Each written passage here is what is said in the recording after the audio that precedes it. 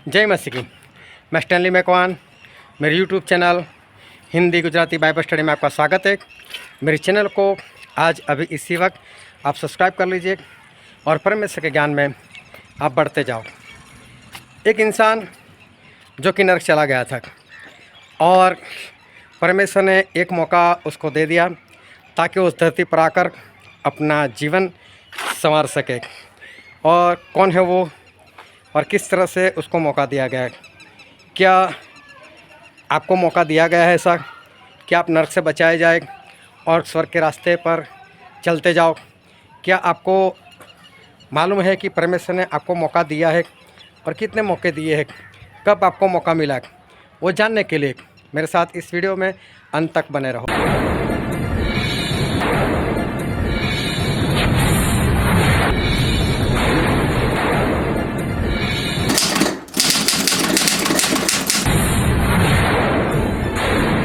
परमेश्वर के एक बहुत बड़े दास थे, आज भी जिंदा है।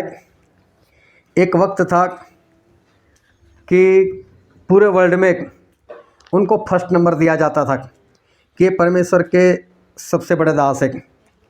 हो सकता है आपने उनका नाम सुना हो ना सुना हो, लेकिन उनका नाम है बेनी हिन, जो अमेरिका के रहने वाले हैं।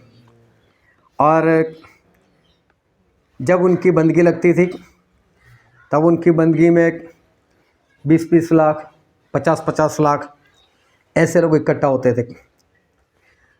2003 मेरे ख्याल से, या तो 2004, लेकिन मेरे ख्याल से 2003 में उनकी बंदगी हुई थी हमारे इंडिया में और मुंबई में।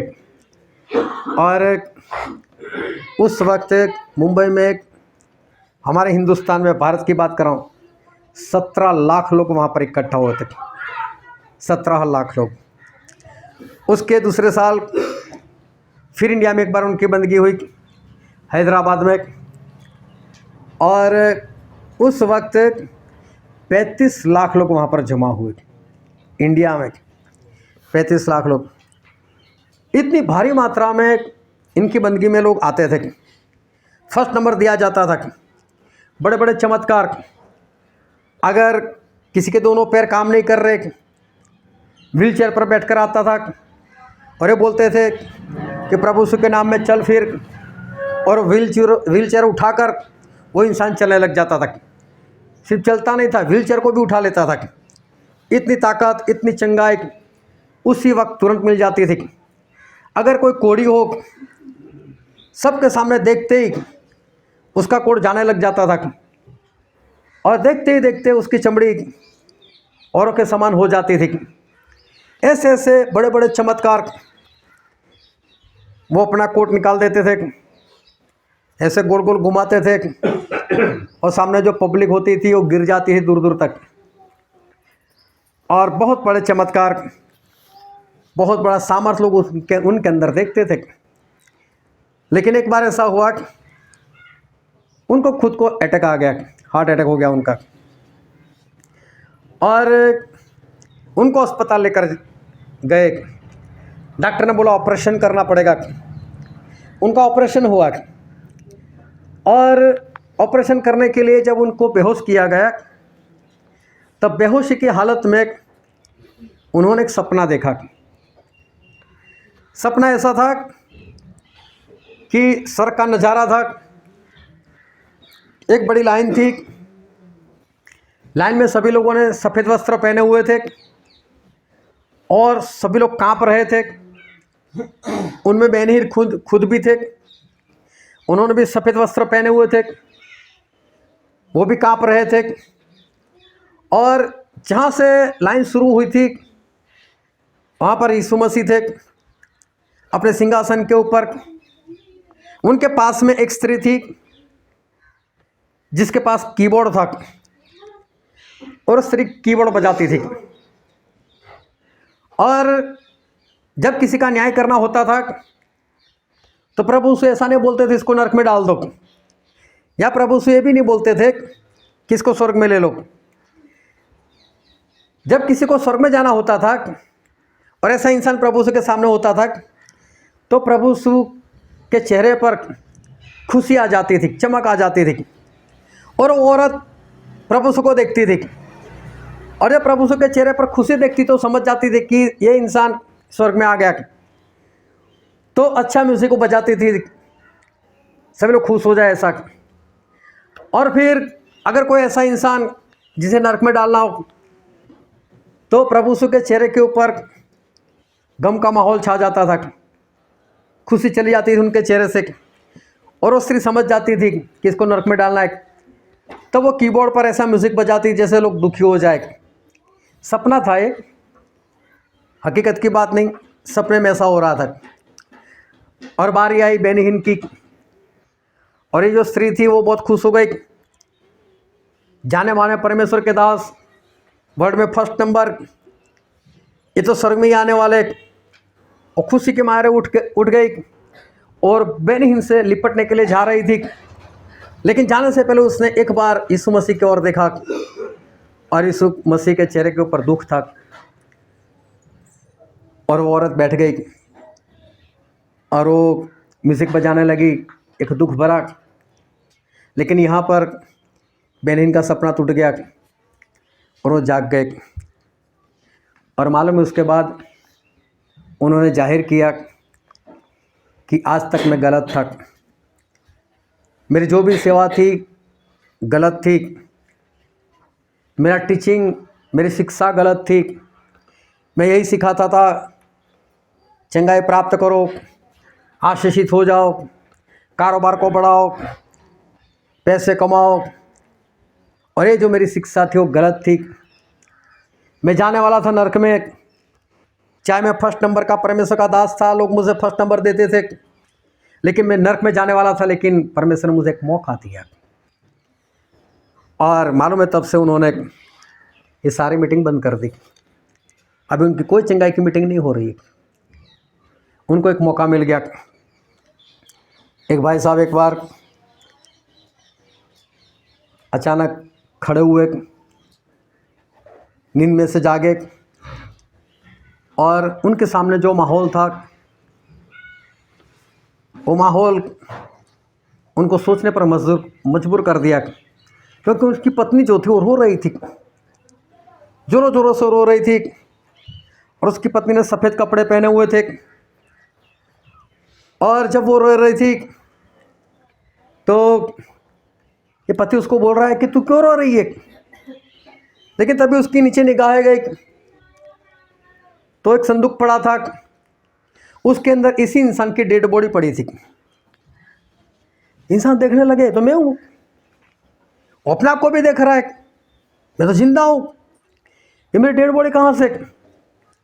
उसकी पत्नी रो रही, सफ़ेद कपड़े पहनकर, उसको पकड़ने का प्रयत्न कर रहा है, जोरों से बोल रहा है, ए सुन सुन, मत रो मत रो, मैं जिंदा हूँ, मैं जिंदा हूँ, मत रो। लेकिन जैसे उसकी पत्नी के कानों में कोई आवाज़ नहीं जा रही, वो उसको पकड़ कर उसको हिलाना चाहता है, उसको पकड़ नहीं पा रहा है। उसे देखा तो दूसरी ओर उसका मित्र खड़ा था, उसकी आंखों में आंसू था। वो वहाँ पर गया, उसके मित्र को पकड़ा, उसको हिलाने का प्रयत्न कर रहा है, लेकिन देख रहा है ना तो मैं उसको पकड़ पा रहा हूँ ना तो उसको हिला पा रहा हूँ। वो जोरों जोरों से बोल रहा है, ए तू सुन, देख मैं जिंदा हूँ, मत रोक, मेरी पत्नी को बता मैं जिंदा हूँ, वो रो क्यों रही है, मैं जिंदा हूँ। लेकिन उसकी आवाज़ किसी के कानों में नहीं जा रही, और वो लोगों को चिल्ला चिल्ला कर बता रहा है मैं जिंदा हूँ, मैं जिंदा हूँ। लेकिन वहाँ पर कोई उसकी बात नहीं सुनता, किसी कानों में उसकी आवाज़ नहीं जा रही। तभी वहाँ पर एक सफ़ेद कुर्ता पायजामा पहनकर पास्टर साहब आए, उनके हाथ में बाइबल था, और उन्होंने आकर वहाँ पर प्रचार शुरू किया, और प्रचार में बोलने लगे कि कल रात ये भाई साहब जो थे, उनका नाम लिया, वो परमेश्वर के पास पहुँच गए, परमेश्वर ने उनको अपने सिंहासन के ऊपर बिठा दिया, और ये चिल्ला रहा है, अरे मैं जिंदा हूँ, ऐसा कुछ नहीं हुआ, मैं जिंदा हूँ। और तभी मालूम नहीं किसी दो लोगों ने इसको पकड़ लिया, ये दोनों ओर देखने लग गया। कोई सफ़ेद कपड़े पहने हुए दो लोग थे, अचानक उसको ले जाकर आकाश में उड़ने लगे, और उसको ले जाकर एक सिंहासन के सामने खड़ा कर दिया और सिंहासन पर देखा तो यीशु मसीह थे। और यीशु मसीह ने बोला इसको डाल दो नरक में। इससे स्वर्ग में आने जैसा कोई काम नहीं किया, ना इसने अपने मित्र को कभी वक्त दिया, ना कभी पत्नी के साथ अच्छे से रहा, बस पैसा कमाई करने में पड़ा रहा। कभी इसने बाइबल पढ़ा नहीं, पढ़ा तो बस ऐसे ही पढ़ता रहा। चर्च में बैठता था, प्रचार नहीं सुनता था, वो अपने बिजनेस के ख्यालों में खोया रहता था। यहाँ से जाना, ये काम करना है, वो काम करना है। कभी इसने आत्मा से सच्चाई से मेरी आराधना नहीं की, कभी इसने कभी किसी को मेरी गवाही नहीं सुनाई। इसको डाल दो नरक में। और उसको याद आ रहा है कि नीचे वो पास्टर तो बोल रहा है कि परमेश्वर उसको अपने सिंहासन के ऊपर बिठाया, और यहाँ तो परमेश्वर बोल रहे हैं कि इसको नरक में डाल दो। दो लोगों ने उसको पकड़ा, वो जाना नहीं चाहता नरक में, और ज़बरदस्ती उसको घसीट कर लेकर गए और उसको नरक में डाल दिया। जैसे ही नरक में डाल दिया, उसे जोर से चिल्लाया नहीं, और अपने बिस्तर पर बैठ गया। वो सारा सपना था उसका। उसकी पत्नी जाग गई, बोले क्या हुआ? पसीना पसीना हो गया था। और 2-4-5 मिनट के बाद वो अपने आप में आया और उसने अपनी पत्नी को बोला कि मुझे एक मौका मिल गया, मुझे एक मौका मिला है।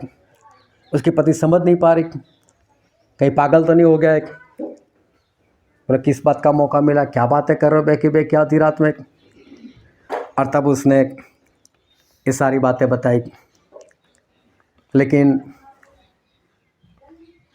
बाइबल में लिखा है एक इंसान था जिसका नाम बाइबल में नहीं लिखा, लेकिन उसके बारे में सिर्फ इतना लिखा है वो धनवान था, और उसके घर के बाहर लाजर नाम के एक व्यक्ति को छोड़ दिया जाता था। उसके सारे सर पर फोड़े पड़े हुए थे और वो भीख मांगता था। और ये धनवान जो खाता था, उसके मुंह से जो निकल कर नीचे गिरता था, उससे वो अपना पेट भरना चाहता था, वो भी उसको मिलता नहीं था। ये धनवान भी इसको हर रोज देखता था। इसके पास एक मौका था, इसकी दवाई करवाए या इसके लिए कमरा बनवाए, इसको अच्छे से कपड़े दे, लेकिन कभी भी इस धनवान ने उसके लिए कुछ भी नहीं किया। और एक दिन ऐसा हुआ कि लाजर भी मर गया, धनवान भी मर गया, और जो लाजर थे उनको अब्राहम की गोद में बिठाए गए, लेकिन इस धनवान को उस नरक में डाल दिया गया। लेकिन यहाँ पर ना तो इसका सपना है, ना तो इसका कोई ऑपरेशन हो रहा है, बेहोशी में देख रहा है। यहाँ पर एक हकीकत है। और जब उसने अपने आप को उस आग में पाया, तड़पते हुए चिल्लाते हुए, उसने आंखें उठाकर जब सामने की ओर देखा तो लाजर को देखा, जिसके शरीर पर अच्छे कपड़े हैं, जिसके शरीर पर एक भी फोड़ा नहीं है, जो अब्राहम की गोद में बैठा हुआ है। अब्राहम बरसों पहले मर गए, अब्राहम को कभी इस धनवान ने देखा नहीं, लेकिन वहाँ पर इसकी आंखें खुल गई। वो पहचान लेते हैं कि यही अब्राहम है, और जोरों से चिल्लाते हैं अब्राहम पिता, ये अब्राहम पिता। इस लाजर को बोलो मेरे पास आए, अपनी उंगली पानी में डुबोकर एक बूंद मेरी जबान के ऊपर डाले। क्या सिर्फ उसकी जबान जल रही थी? क्या उसकी आंखें नहीं जल रही होगी? क्या इसका सर नहीं जल रहा होगा? पूरा शरीर तो आग में था, लेकिन क्यों बोल रहा है कि मेरी जबान के ऊपर एक बूंद पानी? क्योंकि उसी जबान ने उसको नरक में लाकर रख दिया है। आज इस जबान का जिस तरह से इस्तेमाल करना चाहिए, लोग करते नहीं है। हालेलुया भी बोलते हैं, गाली भी बोलते हैं, आराधना भी करते हैं, लड़ाई झगड़ा भी करते उसी जबान से। एक जबान और मालूम नहीं कितने इस्तेमाल उसके। लेकिन परमेश्वर बोलते हैं कि मैं एक पेड़ बनाता हूँ, आम का पेड़ है तो आम के सिवा कभी और कोई फल देता नहीं, लेकिन एक तुम्हारी जबान है, हर बार अलग अलग फल देती है, कभी गाली, कभी क्रोध, कभी लड़ाई, कभी झगड़ा, कभी निंदा। मालूम नहीं इसने जबान से कैसे कैसे गुनाह किए, कैसे कैसे पाप किए, और इसलिए बोल रहा है वो, मेरी जबान को ठंडी करो। समझो वहाँ पर 2800 डिग्री तापमान होता है। अगर लाजर वहाँ गलती से पहुँच भी जाते पानी लेकर, क्या पानी वहाँ तक जाएगा 2800 डिग्री में? वो तो उससे पहले ख़त्म हो जाएगा। जहाँ पर लोहा पिघल जाता है तो फिर पानी की तो बात क्या, पानी सूख जाएगा, रहेगा नहीं। कौन इसको पानी दे, कैसे इसको पानी दे, कौन इसकी ज़बान को ठंडा करेगा? लेकिन ज़बान को ठंडा करने का मौका कहाँ है? आज ही है, अभी है, इसी वक्त, जब तक आप जिंदा हो। इस ज़बान का सही इस्तेमाल करो ताकि आप उस नरक में ना जा सको लेकिन स्वर्ग में पहुंच सको।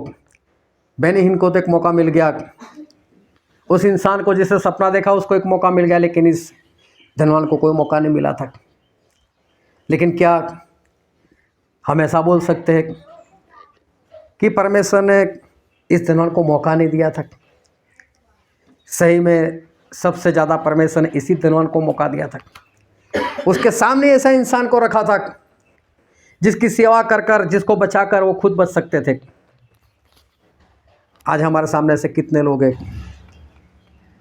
हो सकता है आपके रिश्तेदार, हो सकता है आपके आसपास रहने वाले लोग, कई लोग ऐसे होंगे जो प्रभु यीशु को नहीं जानते या तो सच्चाई से चल नहीं रहे। लेकिन परमेश्वर आज आपको मौके दे रहे, एक नहीं, जब से आप पैदा हो तब से लेकर आज तक परमेश्वर ने मालूम ने आपको कितना मौका दिया। क्या आज आप परमेश्वर की सच्चाई से, आत्मा से चलते हो? आज जो मौका मिला उसको पालो। कहीं ऐसा ना हो कि जब परमेश्वर के सिंहासन के सामने हो तब ये मीटिंग याद आए, उस वक्त हमने ये सुना था लेकिन माना नहीं था। अपने आप को सुधार लो और परमेश्वर की कलीसिया में जुड़ जाओ। हालेलुया।